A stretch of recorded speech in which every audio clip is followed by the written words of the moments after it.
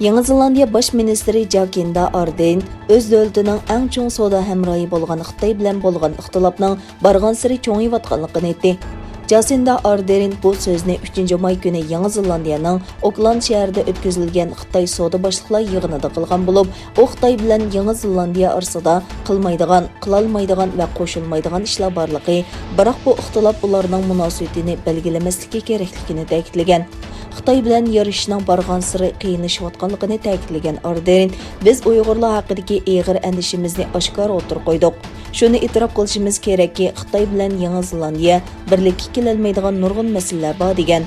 Yeni Zelandiya Xitayni tanqid qilish to'g'risida Yeni Zelandiya, ئامېرىكا, ئەنگىلىيە, كانادا، ئاۋسترالىيەنى o'z ichiga olgan 5 ko'z istixborot va bexatarlik guruhining bisimiga uchrab kelgan.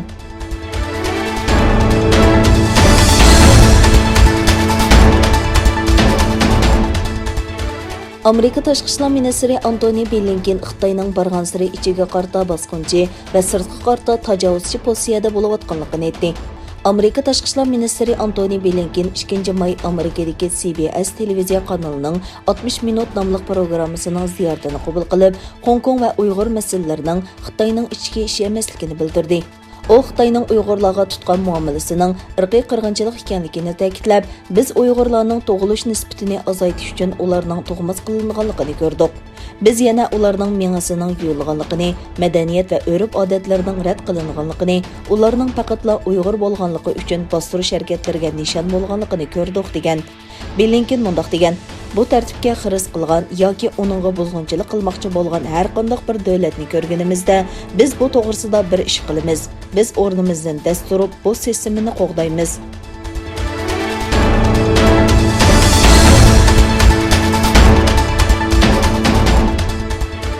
Avstraliya strategiyalik siyosat instituti e'lon qilgan Uyg'urlarning majburiy əmgəkə selinishi to'g'risidagi dokladda ismi tilga ilingan 14 cho'ng Yaponiya şirkitidan ikkisi Xitoy bilan bo'lgan savdo aloqasini to'xtatganligini jakarlagan. Uzun yillardan buyon Yaponiyaga Sharqi Turkistondan zo'r miqdorda pomidor import qilayotgan Yaponiyaning eng cho'ng yemak-ichmak şirkiti Kagome şirkiti bilan Uyg'ur majburiy əmgəki bilan çetişliqi bor deb qaralgan Kyokara şirkiti 27 aprel kuni Xitoy bilan bo'lgan ticari münasibətini bütünlüy üzgənligini jakarlagan. Egilenishicha, o'tgan yili 3 oyda Avstraliyadagi strategiyalik siyosat instituti e'lon qilgan dokladda Uyg'urlarga ilib berilayotgan majburiy əmgək bilan çetişliqi bor deb qaralayotgan 14 Yapon şirkitiga o'rin berilgandan keyin Yaponiya Uyg'ur jamiyati darhol harakatga o'tib, bu shirkatlarning xo'jayinlariga 2 qatim xat yozgan va muxbirlarni kutib olish yig'inlari chaqirgan.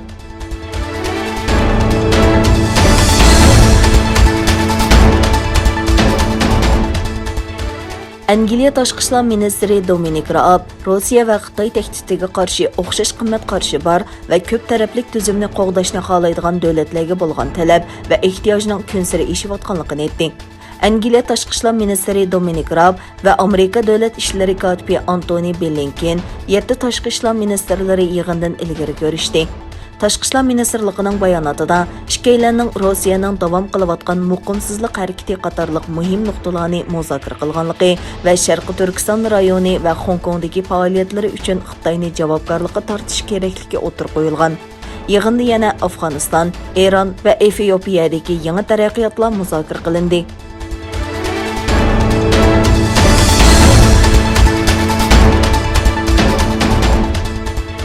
Filippin Tashqi ishlar ministrligi Xitoyning Janubiy dengizda chorlayotgan dengiz qirg'iqi qo'g'dug'uchi paraxodlarni to'sib olishi va parakandachiligiga inkos qaytarib, Xitoyning harakatining ikki davlat munosabatiga ziyon yetkazganligini bildirdi.